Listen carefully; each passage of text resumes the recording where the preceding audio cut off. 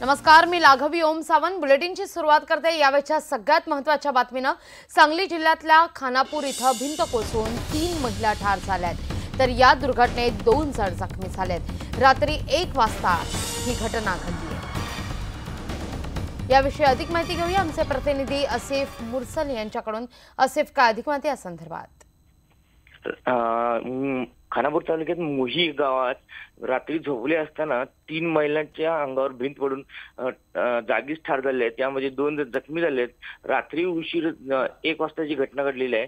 घराची भिंत ही मातीची असल्यामुळे बहुतेक पडलेली अंगावर आणि त्यामुळे जागीच 3 महिला ठार झाल्या आहेत आणि बाकीचे जे जखमी आहेत त्यांना हॉस्पिटलमध्ये उपचारासाठी नेलेलं आहे।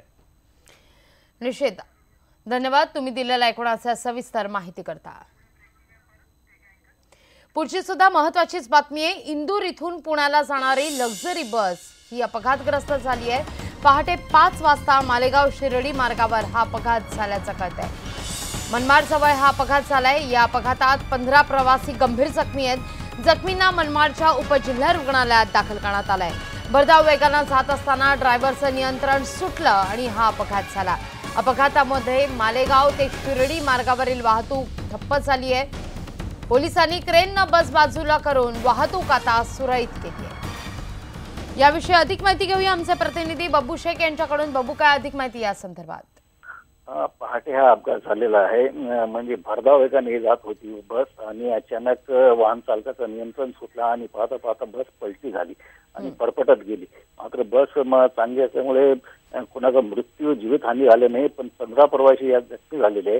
काहीची प्रकृती गंभीर आहे, त्यांना मनमाडच्या उपजिल्हा रुग्णालयात दाखल करण्यात आलेले आहे आणि बस आता बाजूला करून वाहतूक सुरळीत करण्यात आलेली आहे।